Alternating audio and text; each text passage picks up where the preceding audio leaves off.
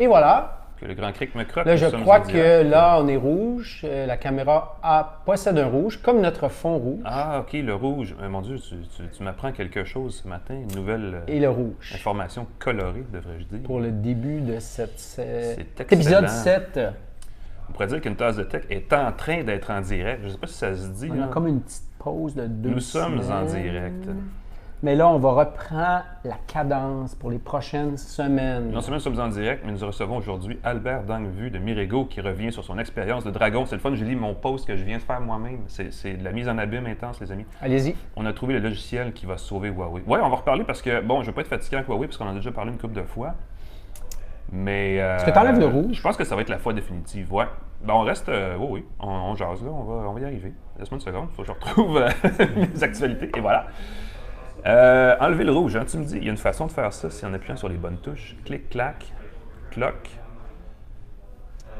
Et c'est comme ça qu'on fait. Bonjour tout le monde, officiellement, parce que là, vous nous voyez. Bienvenue à une tasse de tech. Mais nous, on vous voit pas. Nous, on vous voit pas. On espère que vous êtes nombreux et que vous avez votre café pour parler de tech avec nous à une tasse de tech. Tout à fait. Épisode 7! Tu l'as-tu en hexadécimal, celui-là? 7. Même chose. Bon, je pense que je vais y aller, moi. On a une. Ça va être la fun aujourd'hui. On a des sujets intéressants. On reçoit Albert Dangvu de Mirego. Mirego, c'est une boîte de développement web de Québec qui fait, je pense, tout. Développement web et mobile. Et mobile, oui. Ouais. Tous les gros projets, ou presque, je pense que c'était eux. Ils sont très discrets et ils ne l'afficheront pas nécessairement développés par Mirego, mais ils sont quand même assez impliqués. M. Dangvu est je pense que je ne sais pas ce que c'est son titre, mais c'est genre responsable du changement chez Mirego, un truc dans le genre. Il est là pour développer les affaires, co-CEO, challenger les façons de faire, ouais. Aller chercher des clients prestigieux. Et récemment, il était dans l'œil du dragon à Radio-Canada. À l'œil du dragon, oui. Je pense que c'est pas plus tard que la semaine dernière, en fait. Le dernier épisode, je crois. Donc, on va pouvoir parler de cette émission qui a vu passer plein d'autres dragons, d'ailleurs. Donc, peut-être que son expérience va nous apporter un éclairage nouveau sur cette émission qui joue un peu sur l'étal de la start-up, du financement, de cette culture techno qu'on essaie nous aussi ici à une tasse de tech d'examiner, d'analyser. Mais les startups qui ont dit on va vous faire une offre, est-ce qu'en bout de ligne, il y a vraiment une offre? Moi, c'était toujours été ma question. On va vous faire une offre, puis là, on valide des trucs, puis en bout de ligne, il y a peut-être juste 10% de ceux qui disent on va faire une offre qui ont une offre. Il faut se rappeler que la télé, c'est du spectacle. Voilà. Donc, s'ils font jamais d'offre, il n'y a pas d'intérêt. Puis, tu sais, ça reste un petit monde, le Québec, un petit marché, tout ça. Shark Tank aux États-Unis, oui. qui est l'origine de l'idée, en fait, a un gros problème parce que les gens qui se présentent là et qui disent voici notre projet se font copier et souvent voler du financement parce que justement, les autres sont plus âgés et plus rapides à reprendre leur idée. On va en parler à Albert. On va quasiment, oui, on est aussi bien d'attendre parce qu'on va tout dire ça. Puis là, on va le répéter tantôt avec lui, puis qu'on va laisser faire.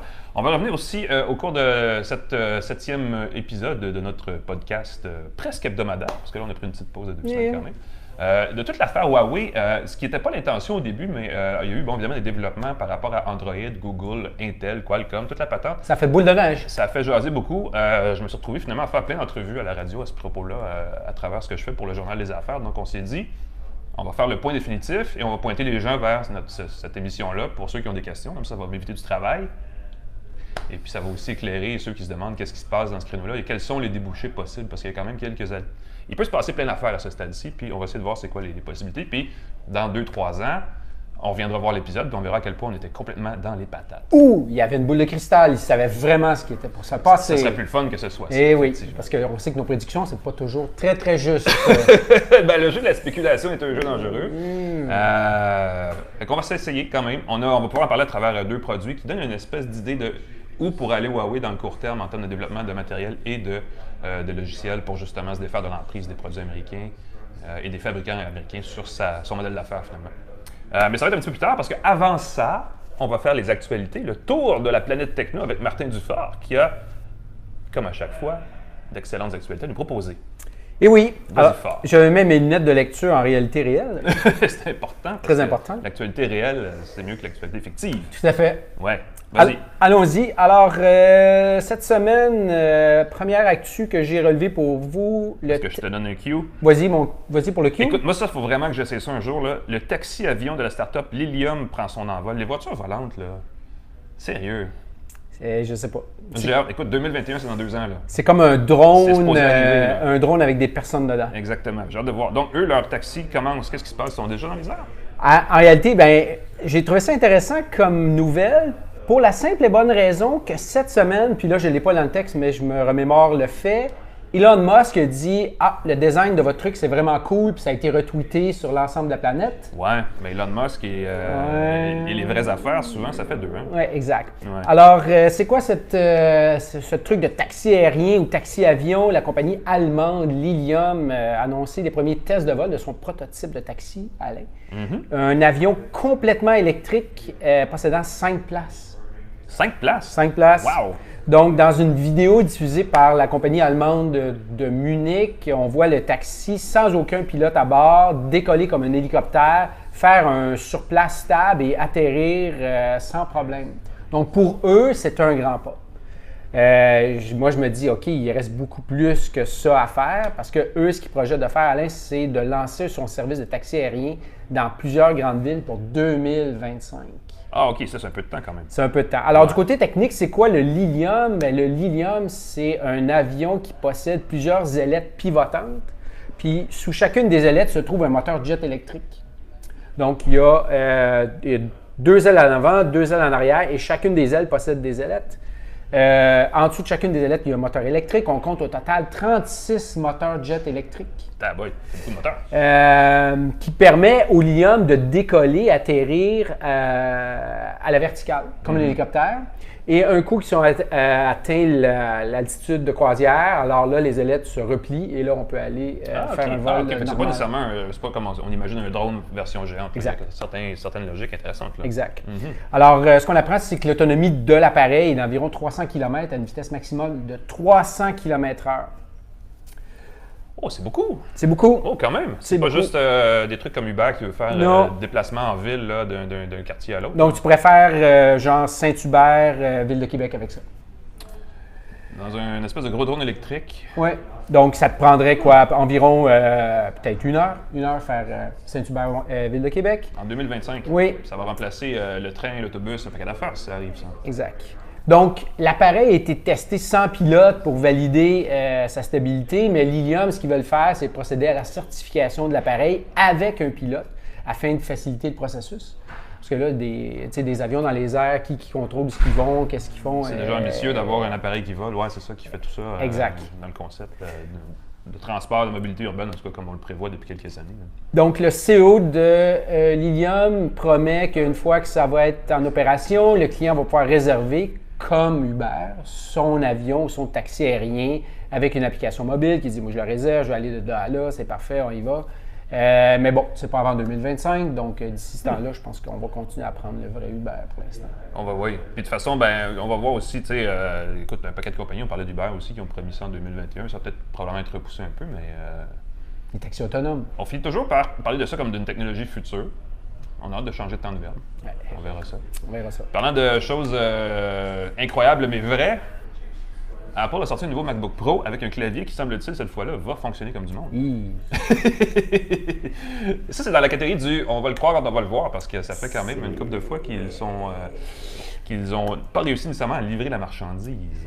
Donc, comme tu dis, Alain, Apple a annoncé mardi, donc il y a 2 jours, des mises à jour au MacBook Pro avec notamment encore une nouvelle génération de clavier qui devient la 4e génération du clavier papillon. Ouais. C'est problématique parce que c'est rendu le détail sur lequel on se concentre pour parler du MacBook Pro qui est par ailleurs une machine extrêmement performante. Exact.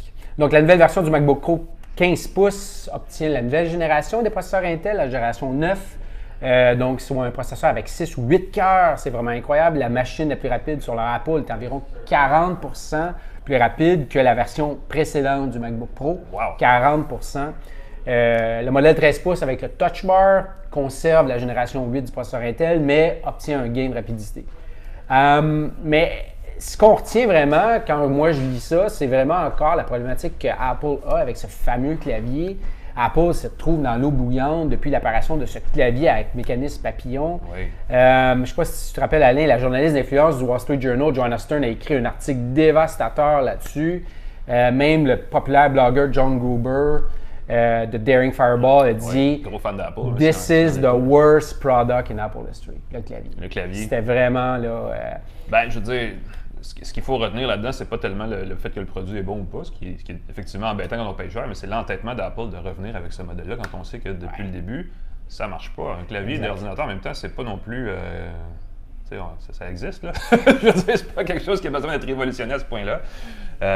Ils font tellement d'efforts là-dessus pour essayer d'enlever le mécanisme, pour simplifier la bébelle pour absolument aucune raison valable. Bien, je pense que leur but, c'était vraiment d'amincir le clavier pour avoir, encore une fois, un portable le plus mince possible. Mais un MacBook Pro, c'est pas non plus un MacBook Air. Exact. Il y a une certaine logique des composants là-dedans qui fait que c'est un petit peu plus gros de toute façon. Les gens vont tolérer ça pour un...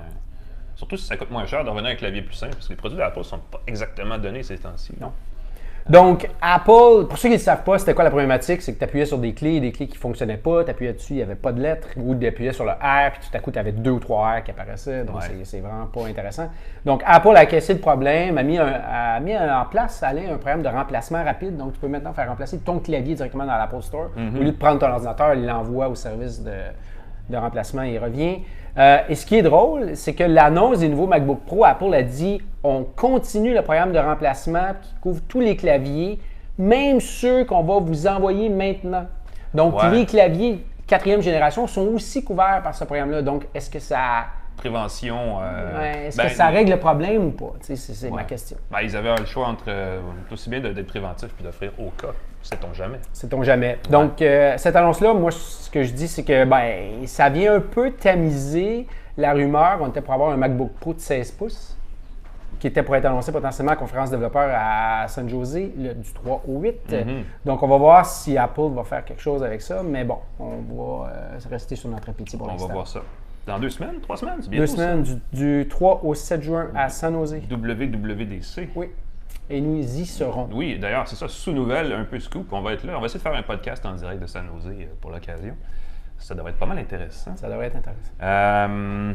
Parlant de plateformes, des choses comme ça, Medium, le fameux site de publication de blog, je ne sais pas comment on peut définir cette plateforme-là, mais c'est vraiment un outil de publication de tout azimut, compte maintenant sur 200 000 abonnés payants. Abonnés payants. Des gens donc, qui vont consulter le site et qui payent pour. Oui. Signe qu'il y a un certain... il y a moyen de faire de l'argent dans le web écrit. Là. Ben, moi, je trouve que c'est un peu le cal du modèle Netflix, tout ce que tu payes pour avoir du contenu exclusif. Chez Medium, oui, tu payes, tu as du contenu, mais c'est un peu freemium, non? Il y a quand même une grosse partie gratuite. Exact, mais si tu vas avoir accès aux articles publiés par des auteurs, des écrivains, des journalistes reconnus, alors là, il faut que tu aies ton abonnement. Donc, le PDG de la plateforme de publication, Ev Williams, a fourni une entrevue au site de nouvelles Cheddar. Est-ce que tu connais Cheddar? Oui, Cheddar. Ça, c'est un bon modèle aussi. Parlant de modèle de nouveaux médias, c'en est un qui fait bien, ça aussi. Oui. Alors, il disait que la plateforme possédait maintenant entre 200 000 et 400 000 abonnés payants. Oh. Donc, Ev Williams, l'ancien grand patron de Twitter. Un des 3 grands gourous, oui. Exact. Indiquait qu'il focusait son énergie à bâtir une source de revenus stable et à augmenter les abonnements à la plateforme versus avoir une profitabilité. Donc, et ce qui est intéressant, c'est que Williams propose vraiment un modèle de revenu alternatif qui n'est pas associé à l'impression d'annonces publicitaires. Donc, ce n'est pas le même modèle que font Facebook et Google. Et comme je le disais, on signe des ententes de partenariat exclusifs avec des journalistes et des écrivains. Pour être dans le mode freemium, les abonnés payent ou déboursent un montant de 50 $ par an pour avoir un accès illimité à tous les articles de la plateforme. Donc, comme je disais, ce qui est un peu le modèle Netflix, vu que la profitabilité n'est pas dans l'horizon prochain, on imagine que Williams va vouloir relever encore du financement. Ils ont obtenu jusqu'à maintenant 132 millions de dollars de capital de risque. Le dernier remonté en avril 2016 avec une somme de 50 millions de la firme Spark Capital. Ils ont un modèle dans une niche. Est-ce qu'ils vont élargir? Parce qu'évidemment, il faut qu'ils élargissent leur base d'abonnés s'ils veulent devenir profitables et tout le kit. Est-ce qu'ils peuvent aller dans d'autres formats de contenu? Est-ce qu'ils peuvent aller dans le livre, à la limite dans le format très longue lecture? Qu'est-ce qu'on peut imaginer? Dans le vidéo? Est-ce qu'il va aller... Dans la vidéo, il y a déjà beaucoup de monde. Oui, vraiment. Ouais. À suivre. Absolument. Tiens, on revient dans un domaine un peu plus, pas dire terre à terre, là, mais on parle de chaussures et de réalité augmentée. Imaginez-vous donc, parce que Nike lance une application de magasinage de chaussures. Je ne sais pas à quel point c'est bon, ces trucs-là, la réalité augmentée, pour magasiner un produit de mode. Ben écoute, moi je l'ai lu, puis je dis ah, c'est une bonne idée. Si tu es un fan de Nike ou de Nike, appelle-le comme tu veux, je pense que c'est une bonne idée. Donc ce que j'ai lu, c'est que Nike va lancer l'application Nike ou Nike Fit qui permet aux clients de Nike d'avoir de façon précise la grandeur, la largeur de tes pieds en réalité augmentée. Donc, le monde dit ah, pourquoi ça? Mais tu peux aussi essayer virtuellement la chaussure, je pense, ça se peut. Tu peux le faire aussi. Donc, tu sais que Apple inclut déjà une application de réalité augmentée pour mesurer les choses dans le dernier, la version d'iOS qui est Measure. Donc, tu peux mesurer la largeur de la table, la hauteur des choses. Donc, là, ce qui est intéressant, c'est que Nike utilise cette application-là avec, évidemment, il faut mettre quelques buzzwords, une combinaison de technologies d'intelligence artificielle. Ah, bien sûr. Telles que l'imagerie par ordinateur, des algorithmes de recommandation, etc. Et ce que ça fait, c'est très simple, c'est que tu ouvres l'application Nike Fit. Tu choisis la chaussure que tu veux. Un coup que tu as la chaussure que tu veux, lorsque tu dis « OK, ben moi, je veux voir c'est quoi la pointure », la caméra s'active. Là, tu te tiens debout, adossé à un mur, tu pointes la caméra sur tes pieds. Et là, elle détecte la grandeur de tes pieds et te dit « Hey, Martin, tu choses du 8.5 ». Mais la chaussure que tu viens de choisir est construite un peu petite, tu devrais prendre un 9. Oh, ça c'est bien, ça une fine nuance. Oui, exact. Donc, la pointure n'est pas juste une pointure universelle, mais c'est vraiment une pointure selon le modèle que tu choisis, donc ça peut jouer. Donc, ce qui est intéressant, c'est que tu obtiens vraiment la dimension exacte de tes pieds, autant en longueur qu'en largeur, et ça te dit même, tu sais pas, peut-être que tu as un pied qui est plus grand que l'autre ou plus petit que l'autre, etc. Donc ça, c'est intéressant. Des fois que ça arrive, effectivement. Pas mal, ça. Lancement de l'application prévu pour l'App Store américain, évidemment, en juillet. Nike n'a pas dit dans quels autres pays c'était pour être disponible vers la fin de l'été. On sait qu'en Europe, il va peut-être avoir une disponibilité là-bas aussi. On ne sait pas si au Canada, ça va être disponible. Donc, regardez ça pour la fin juillet. Oui. Ouais. Ce qui serait le fun, c'est l'étape suivante, en fait, parce qu'il y a aussi beaucoup d'impression 3D dans la chaussure, où les usines, ou en tout cas, la fabrication de chaussures est en train de s'automatiser, de se numériser, je ne sais pas si on peut dire ça. Ce qui serait le fun, c'est de pouvoir avoir l'application, prendre les bonnes mesures de son pied et de faire une chaussure sur mesure qu'on reçoit après 2-3 semaines plus tard. Parce qu'évidemment, on peut avoir besoin d'une chaussure là, la livraison express et tout le kit, mais on peut aussi prendre le temps, prévoir, par exemple, un bon soulier de soccer ou de sport. Tu peux prendre le temps de bien développer tout ça sur mesure, ça serait excellent. Pour la modique somme de 500 $ la paire. Nike, si vous développez ça, appelez-moi, je vais vous donner quelques conseils. Je prends 15 %, ça va être super correct. C'est correct, ça? C'est bon, ça. J'en donnerai 5, ça me dérange. C'est excellent. Bon, d'habitude, à ce stade-ci de l'émission, on a un +1, mais cette semaine, on a une mauvaise nouvelle, donc c'est un -1. Ouais. C'est lié avec quelqu'un qu'on a déjà reçu au podcast. Je pense la première émission à vie d'une tasse de tech. Où on pensait que du bien des vêtements connectés, mais finalement, notre invité et sa compagnie n'existent plus. Bien, en fait, oui, c'est un peu triste cette nouvelle, puis je l'ai appris un peu par rebond finalement. Home Signal, la compagnie qui fabriquait des vêtements connectés et aussi le soutien-gorge intelligent Homebra. Homebra, oui, ça avait fait parler beaucoup. Oui, a déposé une demande de faillite le 25 janvier dernier. On avait reçu justement Frédéric Chenet ici, leur premier épisode d'une tasse de tech le 8 juin 2018. Et puis selon la discussion qu'on avait eue, tout allait très bien. Selon les informations que j'ai obtenues, Home Signal avait accumulé un déficit de près de 700 000 $. Investissement Québec avait injecté de l'argent là-dedans, près de 3 millions de dollars, il y a environ 3 ans, lorsqu'il avait levé 13 millions, dont Real Ventures de Montréal, ici, et Really Ventures de Toronto avaient participé à cette ronde. Donc, Home Signal, vêtements connectés, avait été fondé en 2011 par Frédéric Chenet et Stéphane Marceau. Au total, ce que j'ai vu sur Crunchbase, c'est que Home Signal avait levé près de 20 millions de dollars. OK. Ça n'a pas décollé. Ça n'a pas décollé. Les vêtements connectés, ces choses-là, ces espèces de vêtements d'exercice-là, ça s'est trouvé une niche dans par exemple, les sportifs professionnels. Ils utilisent beaucoup ça. Tous les joueurs de l'Impact ont une espèce de camisole pour leurs entraînements, leurs matchs. Le Canadien fait la même chose. Au Home Signal, il allait dans le lifestyle un peu. C'est peut-être ça le problème. Peut-être que dans le lifestyle, il n'y avait pas cet intérêt-là envers il y a eu quelques pivots. Vêtements connectés. Il y a eu quelques pivots, effectivement. Puis, Alain, j'imagine que tu te rappelles le litige entre Home Signal et son compétiteur Exoskin, une autre firme de Montréal, en mai 2014, où Carré Technologies, propriétaire d'Exoskin, avait tenté une poursuite contre Home Signal pour contrefaçon à un montant de 960 000 $. Donc, ça a peut-être joué. Ce que j'ai lu également, c'est que dans la requête de faillite, on retrouve le fournisseur du module de biométrie, une compagnie chinoise qui s'appelle Huami, pour un montant de 667 000 $. Et ce qui est encore plus triste, c'est qu'il y a près de 165 000 $ qui restent encore à payer pour les anciens employés de la firme. C'est moins cool. Ben, écoute. On présume qu'ils vont avoir développé, acquis l'expérience pour se trouver un boulot. Ouais. Ça doit être. Mais effectivement, cela dit, des startups, hein, il y en a qui marchent, il y en a qui ne marchent pas, ça arrive. Voilà. On verra où ces gens-là vont ressortir éventuellement. Mais voilà, c'est la vie en startup. C'est notre moins 1 de la Exactement. semaine. On va plus focuser sur les plus 1, mais je pense que c'était intéressant de faire le moins 1 vu qu'on avait déjà reçu. Il fallait Frédéric revenir sur le ici, sujet, là. effectivement. Ouais. Puis souvent, les tendances, on parle beaucoup de virage technologique dans tout et dans rien. Puis on voit le changement, mais ça ne veut pas dire que seulement ça existe. Puis dans le vêtement connecté, dans ce genre de vêtements-là, il faut dire, les montres, l'Apple Watch, les autres produits-là, remplissent probablement un besoin similaire sans que ce soit aussi compliqué à utiliser. Okay, on verra bien. Merci Martin. Merci. Très intéressant, merci. comme à chaque fois, évidemment. On va accueillir maintenant notre invité de la semaine.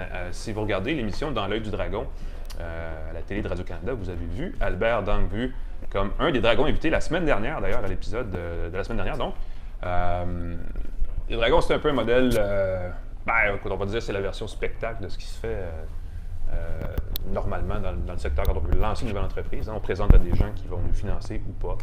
Ça permet de raffiner le modèle, ça permet de lancer un produit, peut-être que ça arrive ou ça n'arrive pas. M. Dangbu est aussi un employé de longue date chez Mirego, qui est une boîte de développement applicative, logiciel web et mobile et tout ça, de Québec, qui existe depuis longtemps, en fait, qui a fait beaucoup de gros projets au Québec, entre autres la SAQ, je crois, l'application de la SAQ. Un truc qui a été lancé récemment, on va en parler d'ailleurs, qui s'appelle V-Hub, qui était une espèce d'outil pour les camionneurs qui veulent échanger des remorques, des trucs comme ça. Bref, qui tire dans toutes les directions. Et il est maintenant assis, donc je vais le mettre à l'écran. M. Dangbu, bonjour. Bonjour. Bienvenue Albert. Bienvenue. Merci. Albert.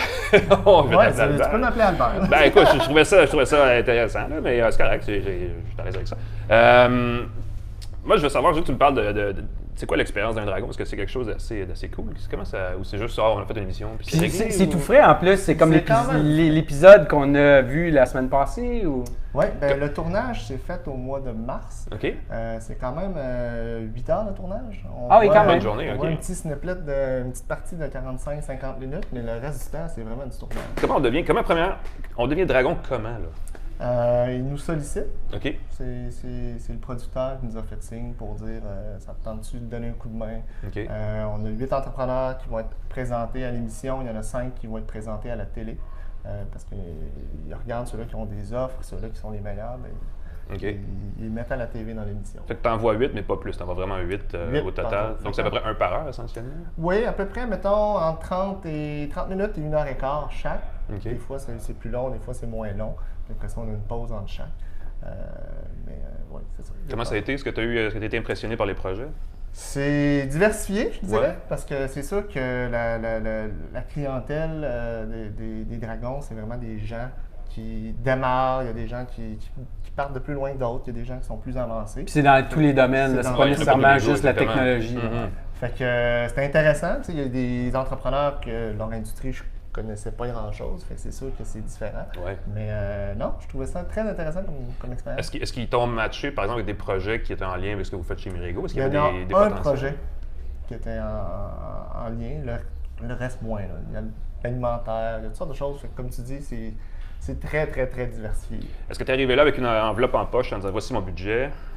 Ben, en fait, moi, je regardais, s'il y a des opportunités, je vais donner un coup de main. Mhm. Je vais investir là-dedans. S'il y a quelque chose de le fun, que je peux aider, qui est dans mon domaine d'expertise, parce que moi, j'aime ça quand on participe à un projet, on s'investit là-dedans. Fait que je veux que ce soit quelque chose que je comprends, que je tripe, que je suis capable d'amener une valeur ajoutée. Fait que, tu sais, c'était pas une question d'argent, c'était vraiment une question de fit. D'apporter ton expertise et tout le kit aussi. Puis tu vois, d'entrée de jeu, quand on a parti le podcast aujourd'hui, on disait, OK, mais tu sais, au Dragon, il y a quelqu'un qui dit, on est prêt à vous faire une offre, tu sais, je sais pas moi, 100 000 pour 40 de la compagnie. Je fais une évaluation au hasard. Mais après, c'est quoi le pourcentage qui fait que cette offre-là va vraiment arriver à la compagnie? Parce que là, on dit, on te fait une offre, mais on sait qu'après, il y a beaucoup, beaucoup de détails, de validation technique, de validation de tout ça. Puis on sait que, bon, je te fais une offre, mais ça ne veut pas dire que là, le chèque est dans tes mains. Là. Est-ce qu'on a l'information de ça? Moi, j'ai pas l'information. Puis moi, j'ai juste fait une offre, puis on est dans le processus de due deal, là, de vérification des Oui, c'est offres. ça, c'est ça, exactement. Il y a une vérification à faire. Il y a un côté spectacle, évidemment. Il y a un côté spectacle. Mais après ça, il y a un côté business Il y a sérieux. un côté business. Fait que le côté business, tu sais, que ce soit en investissement, que ce soit en start-up, au dragon ou pas au dragon, on reçoit des projets. Là, le monde nous pitch on veut faire le prochain Airbnb de ça, on veut faire le prochain Facebook de ça.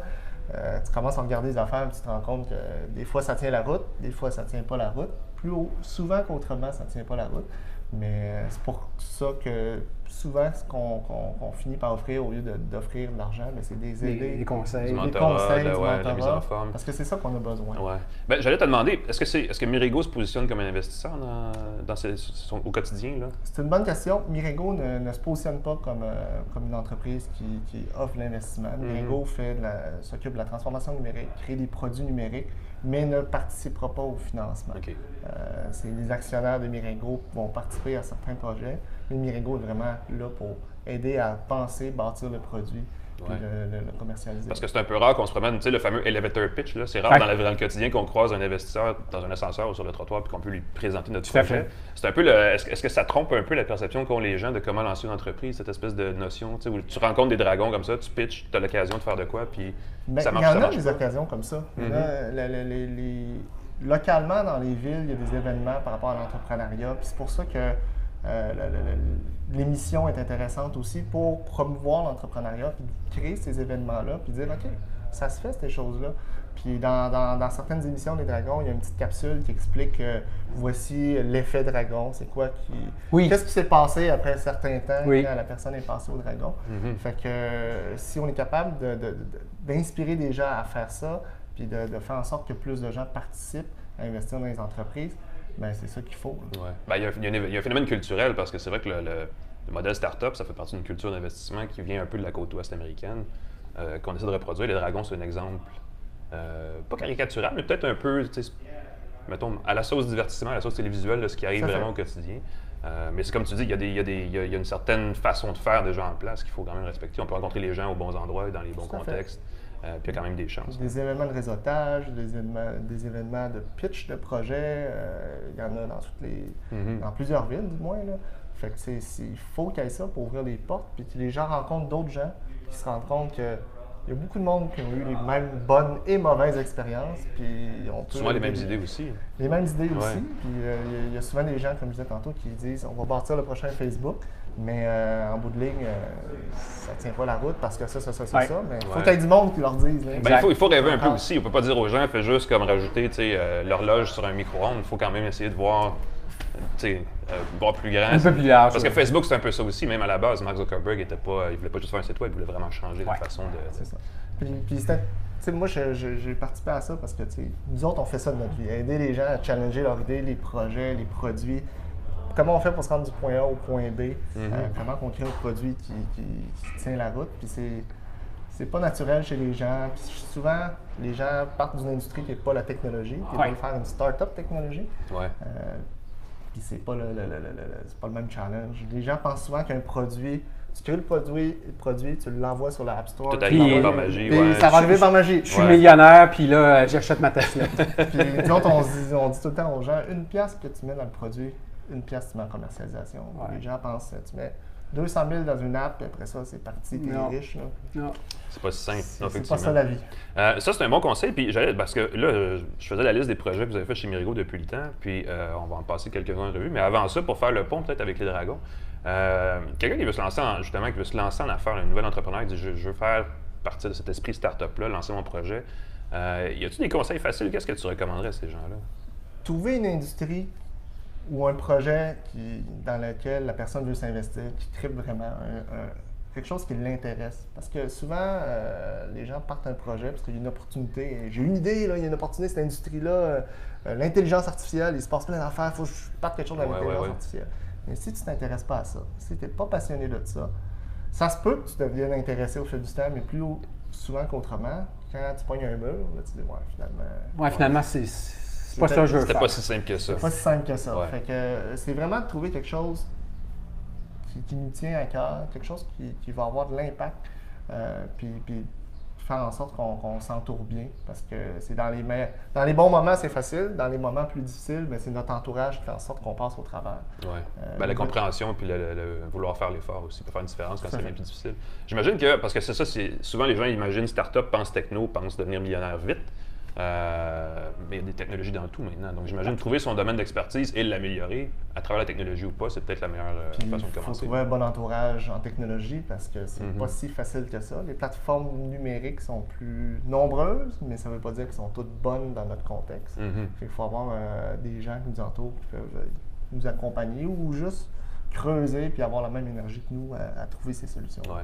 J'imagine que écoute, encore cette semaine, une vingtaine de nouveaux incubateurs pour les jeunes entrepreneurs ont vu le jour au Québec. Il y en a beaucoup d'endroits pour avoir de l'aide. Y a-t-il une porte d'entrée unique? Y a-t-il un endroit où on peut aller puis c'est comme le bon point d'entrée pour commencer? J'imagine que les dragons, c'est pas pour tout le monde non plus. Là. C'est pas pour tout le monde, mais en même temps, je pense que dans chaque ville, c'est ça. Il y a des gens, il y a eu des CLD au fil du temps, il y a des concours d'entrepreneuriat. À un moment donné, j'étais président d'honneur pour le concours aux entreprendre.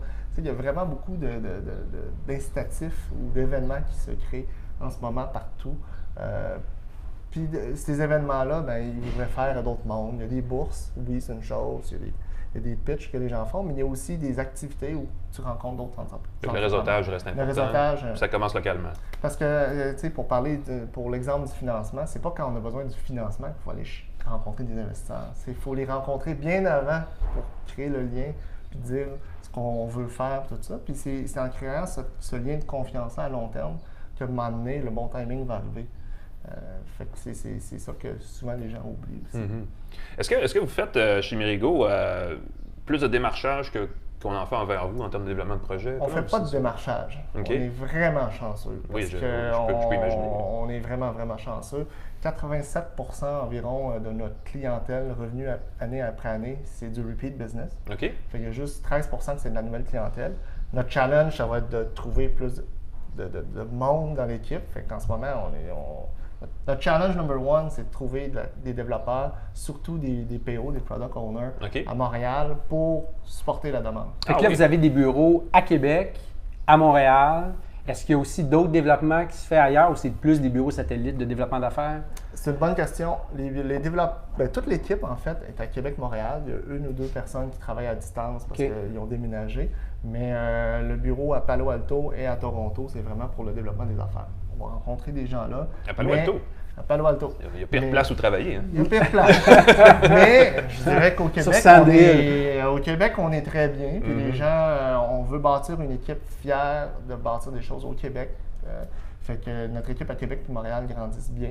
Mais je pense que vous les traitez quand même assez bien aussi. Il n'y a pas une. J'ai entendu parler d'un chalet ou un truc comme ça où les gens peuvent aller. Oui, mais on a parti il y a 2 ans un chalet à Petite-Rivière-Saint-François à Charlevoix. Parce que nous, on croit que des fois, il faut prendre du recul pour avancer plus rapidement. Travailler en paix dans le coin du Massif, c'est pas trop plat. C'est pas la pire place. C'est skieur, puis il tombe 20 cm la nuit d'avant. Ouais, là, ça peut être achalant de ne pas travailler. Mais quand même, il y a moyen de faire first track, là. Je peux pas faire le brainstorm. On donne la flexibilité aux gens aussi, parce que c'est arrivé que des gens fassent le first track le matin, puis après ça, travaillent l'après-midi, puis ils finissent un peu plus tard.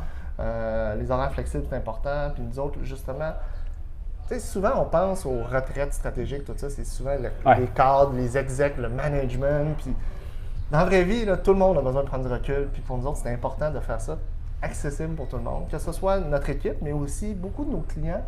Ils nous demandent, on peut-tu faire des retraites stratégiques? On leur offre le chalet. Puis souvent, il y a d'autres clients qui demandent, hey, voulez-vous faire un off-site avec nous autres? Fait que ça crée vraiment un endroit où on se rassemble, on pense différemment. On n'a pas le bruit de la ville, la routine aussi qu'on a le matin. Ça casse la routine, oui, ça c'est certain. Ça permet justement de brasser les idées d'une façon différente, probablement aussi. Là. Tout à fait. Écoute, j'allais te demander, c'est ça qui est ça que je te demandais, le démarchage, comment ça fonctionne chez vous, parce que j'ai vu récemment le lancement de V-Hub, qui est une espèce de plateforme, je ne sais pas comment on peut définir ça, mais essentiellement de partage de remorques entre camionneurs. Oui. Il y a beaucoup de pertes de productivité, je ne sais pas si on peut dire ça comme ça, au niveau des camionneurs qui doivent ramener des remorques vides à des endroits avant d'en prendre une autre. Puis il y a beaucoup de flottement dans cette industrie-là. Puis là, cette plateforme-là, c'est un peu une réponse version numérique à ça. Oui, parce qu'en ce moment, il y a beaucoup de remorques qui partent du point A au point B, puis après ça, ils veulent aller du point B, retourner au A ou aller au point C, mais qui sont vides. Fait qu'en partageant les remorques, on réduit les coûts, on augmente l'efficience, on augmente l'utilisation, et pour la même distance en bout de ligne, souvent. Fait que si on fait du point A au point B puis on revient au point A, ben, si la remorque est chargée, ben, il y a des revenus qui peuvent être apportés de cette façon-là. Puis avec les coûts du transport qui augmentent, le coût du pétrole et autres qui augmentent, puis les choses sont en train de changer en ce moment, qu'on voit dans l'industrie du particulier, que le ride-sharing, le partage d'auto, tout ça. Cette logique-là appliquée au camionnage, ça s'applique aussi au camionnage. Puis la même chose pour les Airbnb de ce monde. Ben, cette économie-là arrive, puis c'est inévitable. Puis dans le côté B2B, on n'entend pas beaucoup parler. Je pense qu'il va en avoir de plus en plus, puis c'est inévitable en bout de ligne. Ouais. Est-ce que c'est je ne sais pas s'il va y avoir une évolution à cette plateforme-là, j'imagine que oui. Moi, ce que je vois, c'est peut-être parce que c'est un peu plus spectaculaire comme nouvelle, mais on voit beaucoup le développement de véhicules autonomes dans le transport lourd parce que c'est des routes simples, c'est de l'autoroute en ligne droite souvent, des choses comme ça. Est-ce que c'est un pas en avant dans cette direction-là ou c'est une prévention par rapport à ces changements-là qui s'en viennent? Pour Viable, je ne sais pas exactement si c'est une prévention et un apport stratégique par rapport à ça, parce qu'ils ont leur plan, eux autres, puis de toute façon, même si je le savais, je ne pourrais pas en parler, mais dans l'industrie en général, ben, ça veut... En ce moment, eux autres faisaient des prêts pour acheter des remorques, tout ça. Ben, le modèle change parce que justement, on partage plus les systèmes. Fait que si tu deviens l'agrégateur ou le centre, le centre d'achat ou le marketplace de ça, ben, tu connais plus de monde, de la clientèle. Fait que, il y a beaucoup de choses qui est stratégique par rapport à ce projet-là, mais il y a aussi le côté que, inévitablement, ça arrive. Fait que, c'est aussi bien que ce soit toi qui le fais que quelqu'un d'autre. Ouais. Puis je pense que c'est un bon. Ben, c'est un peu à ça que je voulais en venir, parce que je cherchais la menace externe au phénomène du camionnage, qui est quand même un phénomène local. Je veux dire, il faut se déplacer. Tu pars Amazon qui arrive, puis qui perturbe tout ça, mais c'est une industrie donc qui fait un changement, qui se numérise d'une certaine façon au niveau de ses opérations, peut-être en absence d'un gros changement instantané. Mais c'est une leçon aussi pour les autres industries qui disent « Ah, moi, le numérique, je suis à l'abri de ça. » Il y a vraiment une notion quand même d'évolution qu'il faut aller faire. Au niveau industriel, il y a beaucoup à faire aussi avec l'avenue du IoT, des objets connectés. Puis les gens pensent beaucoup que le changement va venir, mais il faut que quelqu'un provoque le changement. Puis eux, ils ont décidé d'être en avant puis de provoquer ce changement-là, au lieu d'attendre que ça arrive à un moment donné. Puis c'est ça le défi beaucoup au Québec en ce moment. Il y a beaucoup d'entrepreneurs, il y a beaucoup d'entreprises jeunes, mais il y a aussi des plus vieilles entreprises qui ont de la misère à se réinventer. Puis c'est pour ça que nous autres, c'est du inbound, c'est de la clientèle qui vient nous voir. Les gens se posent la question, qu'est-ce qu'on fait? Là? Comment on fait ça? Là? Fait que nous autres, on veut répondre à ce besoin-là, mais il faut trouver du monde capable de penser côté produit, côté business pour les conseiller. Faut y penser. Puis faire de la qualité en bout de ligne. Puis c'est pour ça qu'on a parti Mirego, puis c'est pour ça qu'on est chanceux d'avoir autant de repeat business, mais la demande est là, que ce soit au Québec ou ailleurs. Il faut plus d'entreprises qui fassent du conseil, puis c'est pour ça qu'on... Menace ou pas, il faut penser en changement. C'est ça. Fait que initialement, Albert, puis là on se connaît d'ancienne vie et tout, Mirego était beaucoup plus focusé sur le développement d'applications mobiles. Une des premières applications que vous avez faites était l'application du Proprio, puis là ça a déboulé. Maintenant, Mirego, est-ce que Mirego... puis tu me diras, c'est quoi le pourcentage de sites web, sites transactionnels, applications mobiles que vous faites? J'imagine c'est réparti, là. C'est encore quand même 60% de mobile. OK. Puis la demande mobile, contrairement à ce que les gens peuvent penser, est vraiment pas en diminuant pour nous. Fait qu'il y a vraiment beaucoup de demandes. Ça continue parce que les gens ont besoin de se moderniser, ont besoin de faire des nouvelles choses. C'est pas à cause que les téléphones se vendent moins qu'il y a moins de demandes. Fait que on avait le même écho de Hopper il y a 2 semaines. Oui. Fred Alone disait la même chose. Le mobile, c'est encore une fois le central de plus en plus. Mais c'est le touchpoint, le point, l'outil que les gens touchent en premier. Fait que ce côté-là, il y a un gros 60% que c'est vraiment applicatif, app mobile, qui fait partie de notre core business. Puis, c'est-tu 50-50 iOS, Android maintenant? Parce qu'avant, c'était comme 80 iOS, 20 Android. C'est pas mal égal. Les gens partent sur les deux parce que les utilisateurs utilisent les deux plateformes.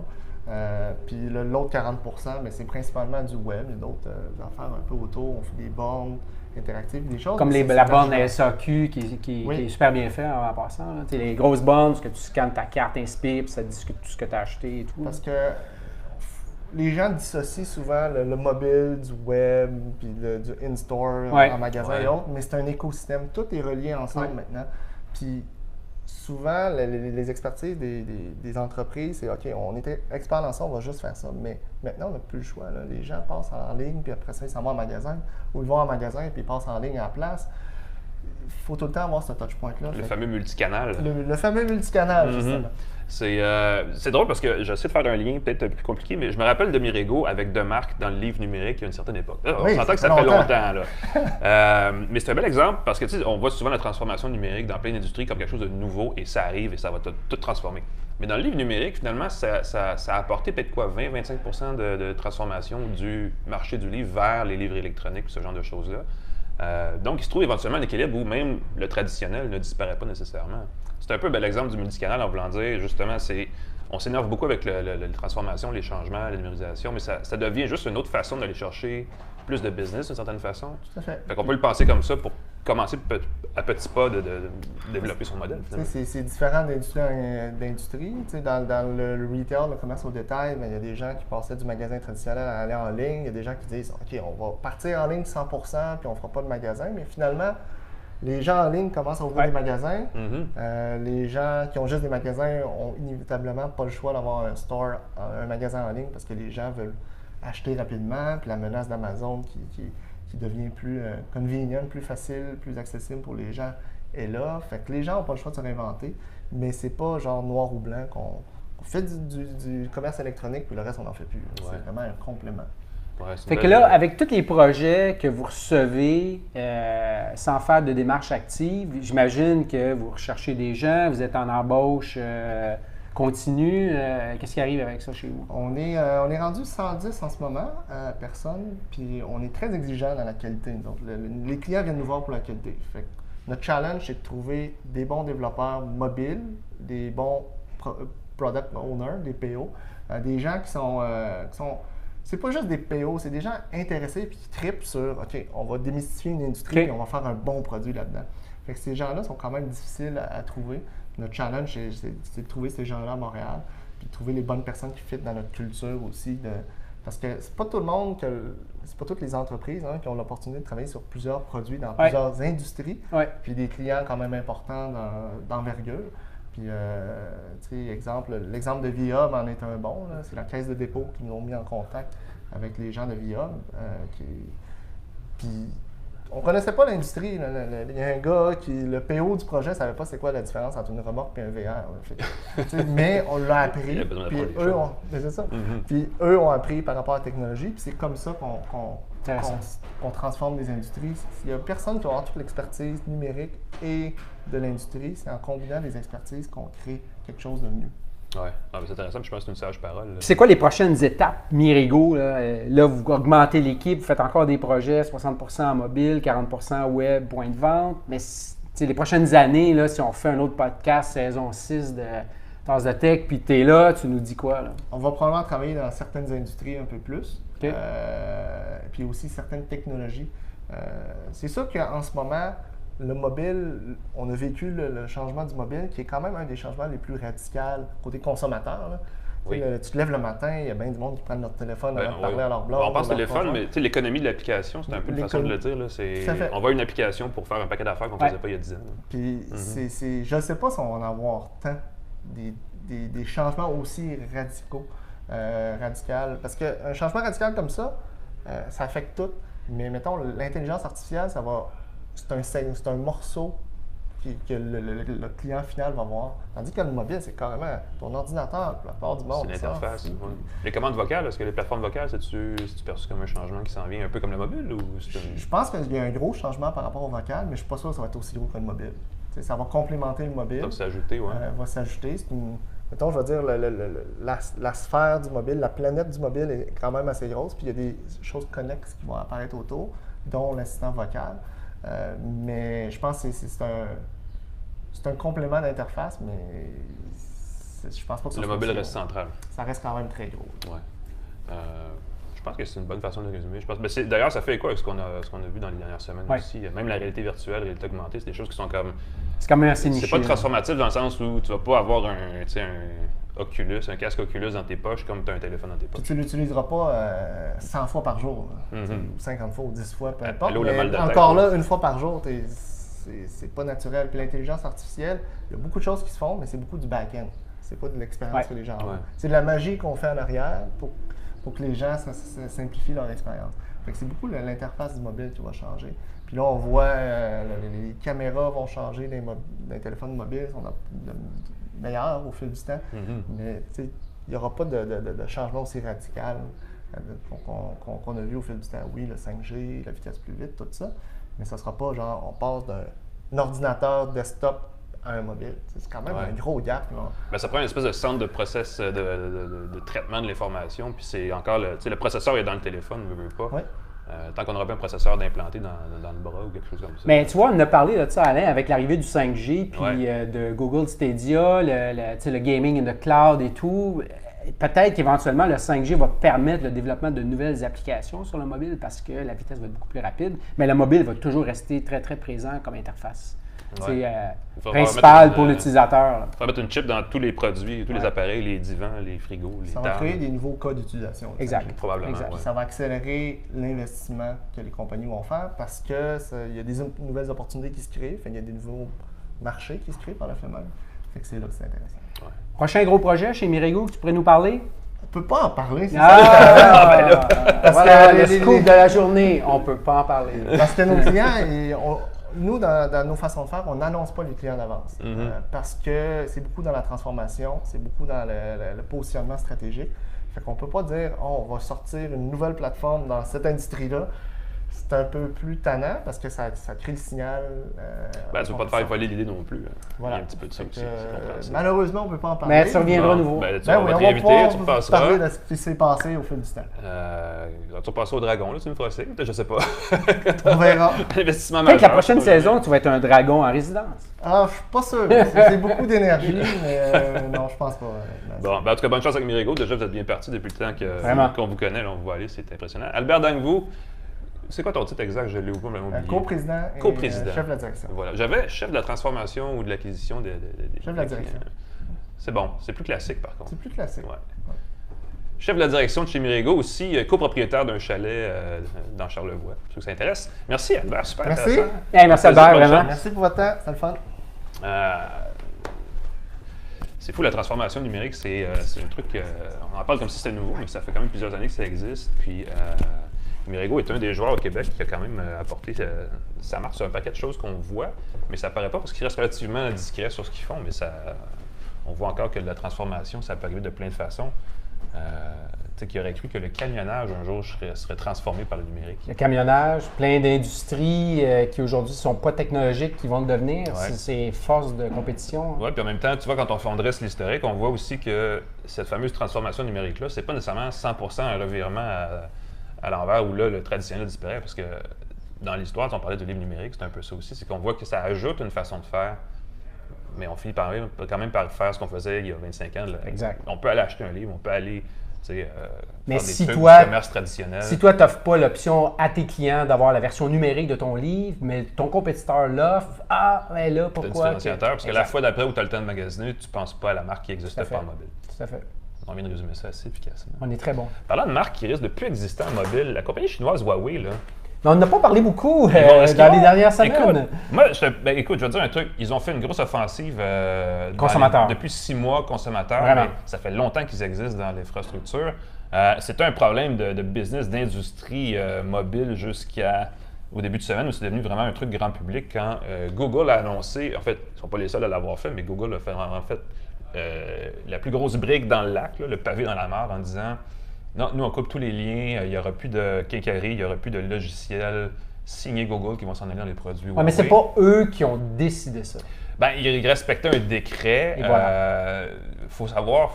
Ben, pas de décret, ils n'auraient pas lancé le pavé dans la mare. Ah non, absolument pas, c'est clair, parce que Intel et Qualcomm aussi, puis on regarde leur valeur boursière a chuté cette semaine, encore aujourd'hui, parce que ce que tout le monde n'aime pas, c'est les certitudes, et là, ça en crée beaucoup. Beaucoup. Avec raison. Huawei, c'est le deuxième plus gros fabricant de téléphones, le deuxième plus grand vendeur de téléphones au monde, en croissance fulgurante. Un appareil sur 3 en Europe, téléphone sans fil, est un produit Huawei. Donc, c'est moins apparent d'ici, parce qu'aux États-Unis, c'est à peu près inexistant, Huawei, puis chez nous, au Canada, ça commence à être émergent, donc on le voit moins. Mais là, les gens qui ont un téléphone Huawei vont continuer à utiliser leur téléphone, mais ils n'auront plus de mise à jour substantielle à partir dans 3 mois. parce que là, il y a eu un décret. Et la question que tout ça soulève, c'est, mais Huawei vont faire quoi dans les prochains X mois, 2 ans, je ne sais pas. C'est sûr que si la mesure reste en place, parce que là, il n'y a rien qui dit que ça ne peut pas changer dans 3 mois, le gouvernement américain négocie à grand coup d'ultimatum, puis on l'a vu avec l'acier, l'aluminium canadien, ils peuvent revenir sur leur pas et dire, bah, finalement, c'était juste une façon de parler. Donc, il n'y a rien qui dit que dans 6 mois, ils ne vont pas dire bah, finalement, tout est sous contrôle, on arrête le décret. Mais ils vont être bloqués au statu quo qu'ils ont aujourd'hui. Bien, il y a ça, puis un développement de produit, ça ne se fait pas en 3 semaines. Fait que s'ils pensent tout de suite à dans 2 ans, il faut qu'ils aient déjà une solution logicielle de rechange. Ouais. Mais après, est-ce que des développeurs vont décider d'y aller avec cette 3e plateforme, sachant qu'on n'a pas d'informations de démographie, combien d'unités vont utiliser cette plateforme-là? Est-ce que le jeu vaut la chandelle? Est-ce que j'ai les ressources pour investir dans une 3e plateforme? Maintenant, comme Albert disait, c'est 50-50. iOS, Android, 50-50. Donc, il faut que je prenne mes ressources et qu'ils fassent ça. Je vais être capable de prendre mes ressources pour faire aussi du... Oui, puis historiquement, on les a vus. Palm OS qui est devenu WebOS, BlackBerry OS, Windows Mobile, tout ça, la 3e plateforme n'a jamais réussi à percer. Samsung a un truc qui s'appelle Tizen en Asie qui non plus ne fonctionne pas, mais qu'on a vu un petit peu ici à travers les montres connectées. Et c'est là où j'allais vous parler de gadgets Huawei que j'ai essayé ces derniers temps parce que j'étais curieux de savoir ça menait où avant l'annonce de Google au début de semaine. Et je me suis dit, bon, ben regarde, on n'en parlera pas vraiment beaucoup, mais je peux juste vous dire, il existe ça, qui est la Watch GT, qui est une montre connectée de Huawei. Qui n'utilise pas Wear OS, qui est le fameux logiciel mobile de Google pour les montres et tout ça. Et il y avait aussi les 2 versions plus allégées du P30 Pro dont on a parlé il y a 3 semaines. P30 tout court et le Lite qui est là-bas, que je n'ai pas ici, qui est un petit peu plus allégé. Ça démontre 2 choses. Premièrement, les produits Huawei ne sont pas mauvais au niveau de la mécanique, au niveau du matériel. Ils ont leur propre technologie à bien des niveaux. Ils ont déjà leurs propres composants qui probablement vont remplacer les produits, l'antenne Qualcomm, le processeur Intel, tout ça. Ils ont déjà en fait des pièces dans leurs produits qui portent d'autres noms que par exemple Snapdragon. Ils ont un processeur Kirin qui est l'équivalent de ce que chez Apple, c'est le A12 Bionic, mettons. C'est un peu le même principe. Et ça, c'est fabriqué par une compagnie à Hong Kong qui porte un autre nom complètement, qui n'est pas Qualcomm, qui n'est pas Intel. Fait qu'il existe des façons de se virer de bord au niveau matériel. Au niveau logiciel, c'est le seul intérêt qui fait on va vous parler de la montre, de la Watch GT. Je ne sais pas s'il y a un gros reflet, c'est dur à voir. Mais c'est une montre qui reprend en termes d'interface en tout point ce que Wear OS est. Même les actions, là, glisser pour aller chercher les alertes, glisser du bas vers le haut, du haut vers le bas pour voir les réglages, gauche-droite pour les applications ou les trucs de suivi, de mise en forme, tout ça. Elle le fait pareil comme Wear OS. Ce qui me fait dire que, premièrement, chez Huawei, ils ont déjà du développement. Ça s'appelle Lite OS, L-I-T-E OS, le logiciel là-dessus. J'imagine qu'éclater ça pour en faire une plateforme sur téléphone mobile, ça ne doit pas être extrêmement sorcier. De un. De deux, il y a quelques années, Huawei en a parlé, pas très ouvertement, mais développait déjà leur propre solution, leur propre plateforme logicielle qui ne demanderait qu'à être remise à niveau, j'imagine, pour être fonctionnelle.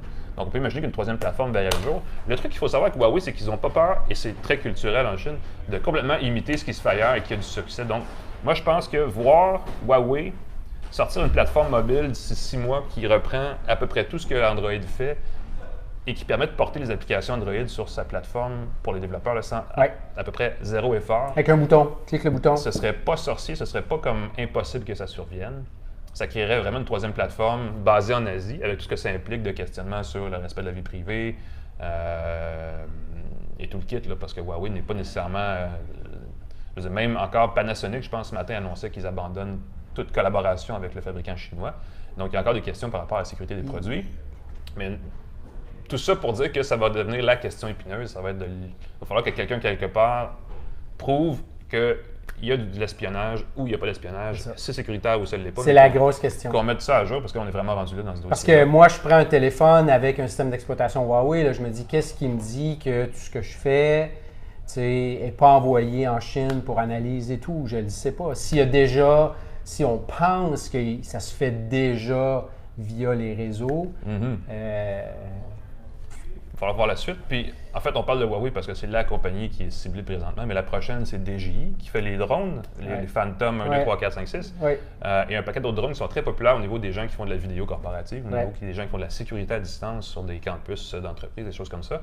Le département du commerce américain a averti les gens qui ont ce genre de drone-là qu'il y a de l'information vidéo là, qui est transmise sur des serveurs qui sont non sécurisés, que d'autres à l'extérieur de la compagnie peuvent aller chercher.